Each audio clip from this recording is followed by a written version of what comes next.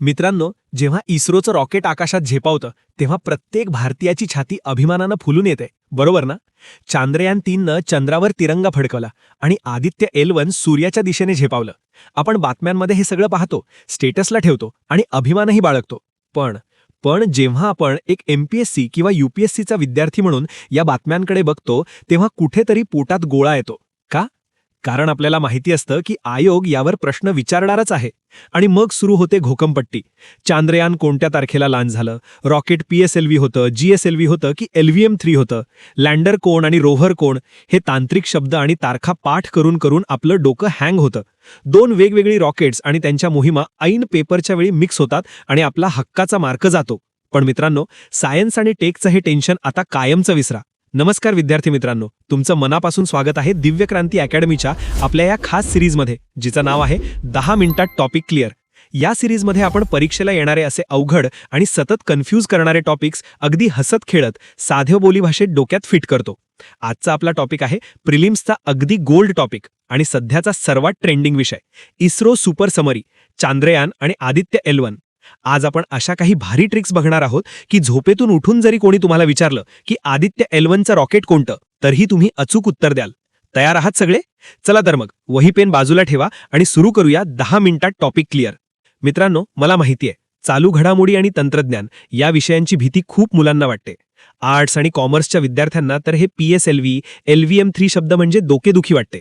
लायब्ररीत बसून आपण फॅक्ट्स रट्टा मारतो, पण आयोगाचा कल आता बदललाय.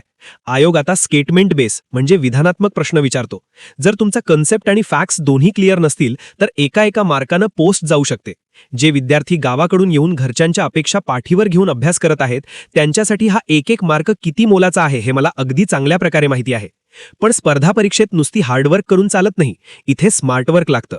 आयोगाला तुम्ही किती जाडजूड पुस्तकं वाचलीत याच्याशी काहीही घेणं देणं नाहीये. आयोगाला फक्त अचूक उत्तराशी मतलब आहे. आज आपण इस्रोच्या या दोन सर्वात मोठ्या मोहिमा, चांद्रयान 3 आणि आदित्य L1, अशा काही ट्रिक्सनं डिकोड करणार आहोत की त्या तुमच्या कायमच्या लक्षात राहतील. आता पुढची 5 मिनिटं तुमचं लक्ष स्क्रीनवरून अजिबात हलता कामा नये बरं का. लक्ष इकडे तिकडे जाऊ देऊ नका, कारण ही काही मिनिटं तुमच्या प्रिलिम्सचे सायन्स टेकचे मार्क फिक्स करणार आहेत. सर्वात आधी बघूया चांद्रयान 3 म्हणजे चांद्रयान 3. चांद्रयान 3 मध्ये आपल्याला 4 मुख्य गोष्टी लक्षात ठेवायच्यात: तारीख, रॉकेट, लँडर आणि रोव्हर आणि ठिकाणाचं नाव. चला एक छोटीशी ट्रिक बघू. नंबर 1, रॉकेट कोणतं होतं? याचं रॉकेट होतं LVM-3M4. आता हे लक्षात कसं ठेवायचं? ट्रिक: चंद्रावर जायला भरपूर ताकद लागते, म्हणून आपण इस्रोचा सर्वात बाहुबली रॉकेट वापरला. LVMचा फुल फॉर्म आहे लॉन्च व्हेइकल मार्क 3.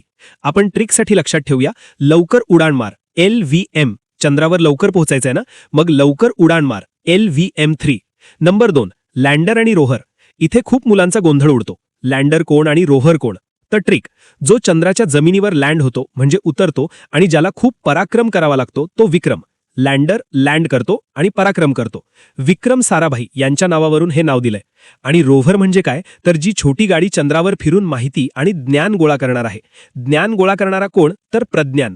रोव्हर म्हणजे प्रज्ञान. झाला का कन्सेप्ट क्लिअर? जो लँड होऊन पराक्रम करतो तो विक्रम, जो फिरून ज्ञान गोळा करतो तो प्रज्ञान.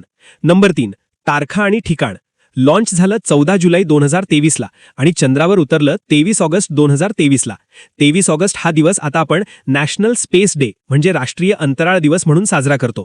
आयोगाचा हा फेवरेट प्रश्न बनू शकतो. आणि ज्या पॉइंटवर आपलं चंद्रयान उतरलं त्या जागेला काय नाव दिलंय? शिवशक्ती पॉइंट. चंद्रावर पोहोचणं ही महादेवाची शिवकृपा आणि इस्रोच्या शास्त्रज्ञांची शक्ती आहे, म्हणून शिवशक्ती. आणि चंद्रयान 2 जिथे क्रॅश झालं होतं त्या जागेला तिरंगा पॉइंट म्हणतात. बघा किती सोपं आहे.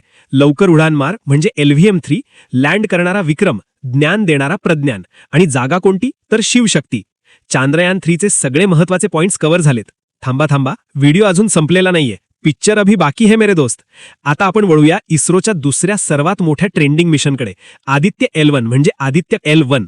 मित्रांनो, आयोगानं आतापर्यंत PSLV आणि GSLV वर शेकडो प्रश्न विचारलेत. आदित्य L1 ही भारताची पहिलीच सूर्याचा अभ्यास करणारी मोहीम आहे, त्यामुळे यावर प्रश्न हमखास येणार.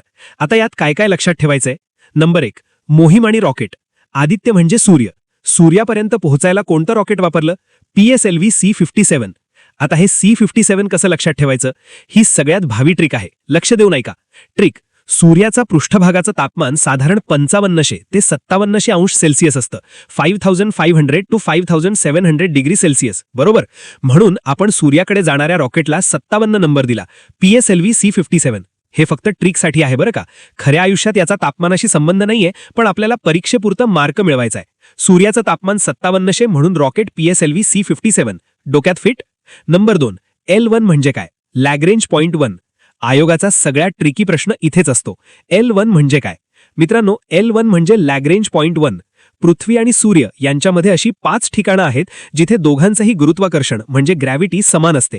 म्हणजे तिथे एखादी वस्तू ठेवली तर ती इकडेही खेचली जात नाही आणि तिकडेही खेचली जात नाही, ती स्थिर राहते. अशा 5 पॉइंट्सपैकी जो पहिला पॉइंट आहे त्याला L1 म्हणतात. आपलं हे यान पृथ्वीपासून 15 लाख किलोमीटर दूर याच L1 पॉइंटवर जाऊन थांबलंय आणि तिथून ते सूर्यावर लक्ष ठेवून आहे. बघा, आदित्य L1 चे सुद्धा फॅक्ट्स आणि कन्सेप्ट्स दोन्ही क्लिअर झाले. सूर्याचं तापमान 5700 म्हणून रॉकेट PSLV C57 आणि पॉइंट कोणता? तर गुरुत्वाकर्षण बॅलन्स करणारा L1 पॉइंट.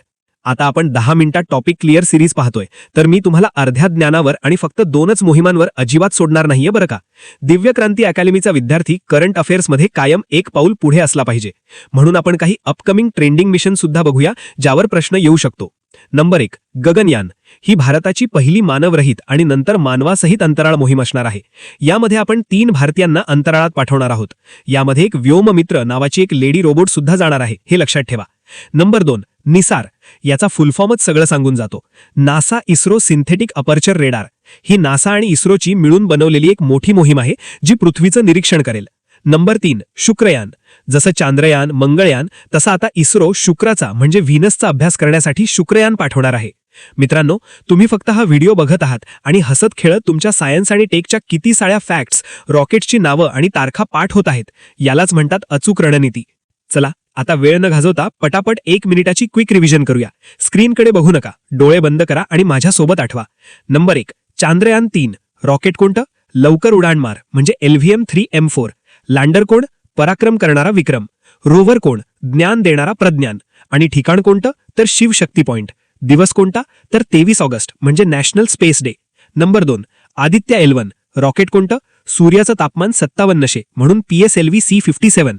L1 म्हणजे काय? लॅग्रेंज पॉइंट 1 म्हणजे 15 लाख किलोमीटर दूर. नंबर 3, आगामी मोहिमेत माणूस पाठवणारी मोहीम कोणती? गगनयान. झाले का सगळे पॉइंट्स तोंडपाठ? मला सांगा, आता आयोगाला कसाही कितीही फिरवून स्टेटमेंट बेस प्रश्न विचारू द्या, तुमचा मार्क जाणार आहे का? अजिबात नाही. मित्रांनो, सायन्स आणि टेक असाच ट्रिक्समधून आणि कन्सेप्ट समजून शिकायचा असतो. रट्टा मारून सायन्स कधीच समजत नाही. मला पूर्ण खात्री आहे की आजचा हा इस्रोचा सुपर समरी टॉपिक तुमच्या डोक्यात कायमचा फिट झाला असेल. आपल्या 10 मिनिटात टॉपिक क्लिअर या सिरीजचा हाच एकमेव उद्देश आहे की तुमचा मौल्यवान वेळ वाचावा, परीक्षेच्या वेळेचं कन्फ्युजन दूर व्हावं आणि तुमचा कॉन्फिडन्स दुप्पट व्हावा. जर तुम्हाला ही ट्रिक खरोखर आवडली असेल आणि सायन्सची भीती थोडी जरी कमी झाली असेल तर या व्हिडिओला आत्ताच्या आत्ता लाईक करा. खाली कमेंटमध्ये मला नक्की सांगा की पुढचा कोणता अवघड वाटणारा टॉपिक तुम्हाला या सिरीजमध्ये हवा आहे. पॉलिटी, इकॉनॉमिक्स की अजून काही. मी त्यावर अशीच साधी सोपी ट्रिक घेऊन नक्की येईन. तुम्ही आपल्या दिव्य क्रांती अकॅडमीच्या चॅनलवर नवीन असाल तर सबस्क्राईब करायला विसरू नका आणि बेल आयकॉन नक्की दाबा म्हणजे पुढच्या व्हिडिओचं नोटिफिकेशन तुम्हाला लगेच मिळेल. पुन्हा भेटूया पुढच्या व्हिडिओमध्ये एका नवीन आणि भारी ट्रिकसोबत. तोपर्यंत अभ्यास करत राहा, पॉझिटिव्ह राहा आणि स्वतःवर विश्वास ठेवा. यश तुमचंच आहे. जय हिंद, जय महाराष्ट्र.